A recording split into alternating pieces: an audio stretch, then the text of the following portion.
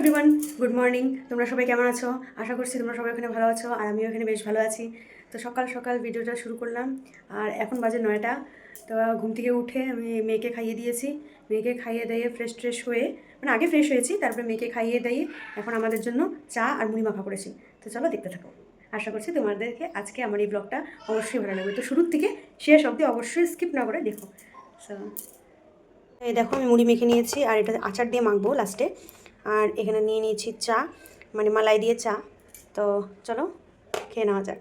আজকে যেহেতু একটু রান্না বান্নার ঝামেলা একটু কম আছে, তো ভাবছিলাম আজকে একটু রুমটাকে ডিপ ক্লিন করব। তো দেখো, আমি এখানে খাটটা ভালো করে মুছে নিচ্ছি। আর এটাই যতই আমি মুছি না কেন, 2 দিন পর পর দেখবে ধুলো পড়ে যায়। এত ধুলো যে কোথার থেকে আসে আমি কিছুই বুঝি না। এমনিতে তো হাওয়াটাও আমার রুমের মধ্যে ঢুকেই না। আর এই ধুলো, যত রকমের ধুলো সব আমার বিছানার মধ্যে, শোপিসে, টিভিতে, মানে সব ফার্নিচারগুলোতে আমার লেগে যায়। তো এদিকে দেখো, আমি আজকে ডিপ ক্লিন করে নিচ্ছি, যেহেতু আজকে একটু টাইম পেয়েছি।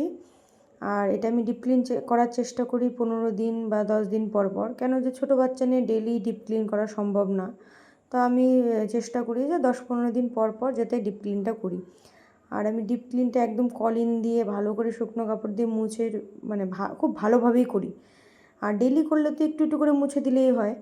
তা যেহেতু আমি অনেক দিন পর পর করি, তো একটু ভালোভাবে করার চেষ্টা করি। তা আজকে এখানে অতিরিক্ত গরম পড়েছে, মনে হয় বৃষ্টি হবে। তো এই দেখো, রুমটা কমপ্লিট হয়ে গেছে আমার ডিপ ক্লিন করা। এবার আমি ফ্যানটাকে ভালো করে পরিষ্কার করে নেব। তো ফ্যানটাকে ভালো করে শুকনো কাপড় দিয়ে ভালো করে পরিষ্কার করে নিচ্ছি। আর তোমাদের দেখাবো যে কত নোংরা বেরিয়েছে। এই দেখো, ঘরের অবস্থা দেখো, কী নোংরা বেরিয়েছে ফ্যানের থেকে। তো এখন আমি ঝাড়ুটা দিয়ে নেব।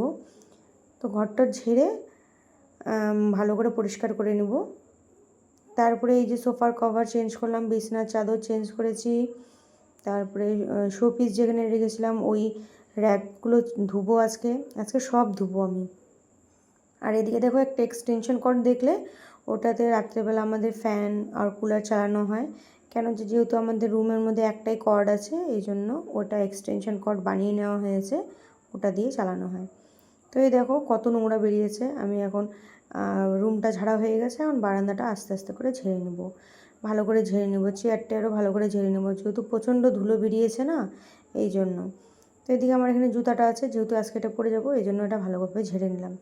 তো এদিকে দেখো, এই কাপড়গুলো সব বেরিয়েছে, এই কাপড়গুলো ভালো করে আমি ভিজিয়ে রেখে দিব। ভিজিয়ে রেখে আমি বাকি কাজগুলো করব। তো এদিকে দেখো, আমার কাপড় ভিজানো হয়ে গেছে। এবার তোমাদের দাদাভাইকে ডাকছি যে সকালের ব্রেকফাস্টটা করে নাও। তো এদিকে দেখো, ভাত, ডাল আর চচ্চড়ি আর স্যালাড করেছি। তো এদিকে দেখো, তোমাদের সাথে কথা বলতে বলতে বৃষ্টিও শুরু হয়ে গেল। হ্যালো এভরিওয়ান, অনেকক্ষণ পরে তোমাদের সামনে আসলাম। তো আমি অফ ক্যামেরা অনেকগুলো কাজ করে নিয়েছি। ঘর মোছা, ঘর ঝাড়ু দেওয়া, রান্না করা, সমস্ত কিছু আমার কমপ্লিট। এখন মেয়েকে স্নান করাবো, আমি স্নান করব, ফ্রেশ হব, তারপরে তোমাদের সাথে কথা হচ্ছে। তো দেখো যে আমি ঘর দর কীভাবে গুছিয়ে নিয়েছি। আর আমি 2 বালতি কাপড় কেচে নিয়েছি, এখন ওগুলোকে মেলতে যাব। কিন্তু আকাশের পরিস্থিতি একদমই ভালো না, আকাশ পুরো মেঘলা হয়ে আছে। এখন আমি তাই ভাবছি যে এতগুলো জামা কেন এখন কাচলাম। তো কোনো উপায় নেই, কেচে ফেলেছি যেহেতু, ভিজিয়ে দিয়েছিলাম, এখন কোনো উপায় নেই। এখন ওইভাবেই মেলতে হবে, ওইভাবেই শুকাতে হবে। তো দেখো আমি ঘর দর কীভাবে টিপটপ করে রেখেছি। তো এই দেখো, আমার বিছানা গুছানো হয়ে গেছে, নতুন বেডশিট পেতেছি। দেখো একদম ঘর একদম ক্লিন করে নিয়েছি। এই সোফার কভারগুলোও ধুয়ে দিয়েছি, এখানে যে একটা কভার ছিল ওটাও ধুয়ে দিয়েছি। এগুলো সব মুছে টুছে একদম পরিষ্কার করে নিয়েছি। আর এই ঘরটা একটু মেসি হয়ে আছে, কেন যে এই ভিডিওটা খুব তাড়াতাড়ি আসছে, এটা সন্ধ্যার ভিডিও হবে। তো এক জায়গায় যাবো, তো তোমাদেরকে পরে বলবো। আমি যখন রেডি হবো তখন তোমাদের সাথে এইটা নিয়ে গল্প করবো। আর এখানে দেখো, আমি নাইটি চেঞ্জ করে ঠাকুর বাসনও মেজে রেখে দিয়েছি কালকের জন্য। আর এইদিকে দেখো, ঘর দুয়ার একদম ক্লিন করে নিয়েছি, একদম পরিষ্কার হয়ে গেছে। দাঁড়া, আমার মেয়ে ওখানে দুষ্টুমি করছে, খুব দুষ্টুমি করে, খুবই দুষ্টুমি করে। এদিকে দেখো, আমার রান্না এখানে আমি সব রান্না করে রেখে দিয়েছি, যেহেতু আজকে 2 বেলারই রান্না, তো অল্প অল্পই করেছি। এই দেখো আমার রান্নাঘরটা, দাঁড়াও, এই দেখো আমার রান্নাঘরটাও একদম পরিষ্কার করে পরিচ্ছন্ন করে রেখে দিয়েছি। তো স্নান করে তোমাদের সাথে দেখা হচ্ছে। আমি স্নান করে এসে দেখি তোমাদের দাদাভাই মেয়ের জন্য একটা দোলনা এনেছে। তো অনেকক্ষণ পরে তোমাদের সামনে আসলাম। তো এই যে স্নান টান করে ফ্রেশ ট্রেশ হয়ে এখন আসলাম। আজকে মাথার মধ্যে শ্যাম্পু দিয়েছি, যেহেতু আজকে এক জায়গায় যাবো। তো ব্লগটা দেখতে থাকো তোমরা, যে কোথায় যাব আর কিভাবে সাজবো, সাজাটা দেখো। আজকে দুপুরে লাঞ্চ হচ্ছে ডিমের অমলেট, ভাত, ডাল, স্যালাড আর এই চচ্চড়ি। তো এটা দিয়ে আজকে আমরা লাঞ্চটা কমপ্লিট করব। তো চলো কমপ্লিট করে নেওয়া যাক। দেখো তোমাদের দাদাভাই আমার জন্য কি এনেছে। আজকে আমি অবাক হয়ে গেলাম, ডিউটির থেকে আসার পরে আমার জন্য এত সুন্দর একটা সারপ্রাইজ মানে প্ল্যান করেছে ও, আমি ভাবতেও পারিনি। তো এই যে 1 ডজন কাঁচের ছুরি এনেছে, আর এই যে মেহেন্দি, 2টা কোন মেহেন্দি, আর একটা হচ্ছে নেল পলিশ, সবুজ রঙের নেল পলিশ, আর 2টা মেয়ের জন্য কাঁচের ছুরি সবুজ রঙের, ছোটো ছোটো। কি কিউট না? আমার সেই ভালো লেগেছে। তা দেখি আজকে মেহেন্দি পরবো না কালকে পরবো। আমার যেহেতু অসুবিধা ছিল এই জন্য আমি পরতে পারিনি, সবুজ চুড়িও পরতে পারিনি। তো ও দেখে বুঝেছে যে আমার যেহেতু একটা অসুবিধা আছে, সেটা সব মেয়েদেরই থাকে, সেটা নতুন করে বলার কিচ্ছু নেই। তো দেখি আজকে পরবো না কবে পরবো, দেখা যাক। কালকে তো সোমবার, কালকে তো উপোস থাকবোই। তো এই চুড়িগুলো আজকে পরবো না কালকে পরবো সেটা দেখা যাক।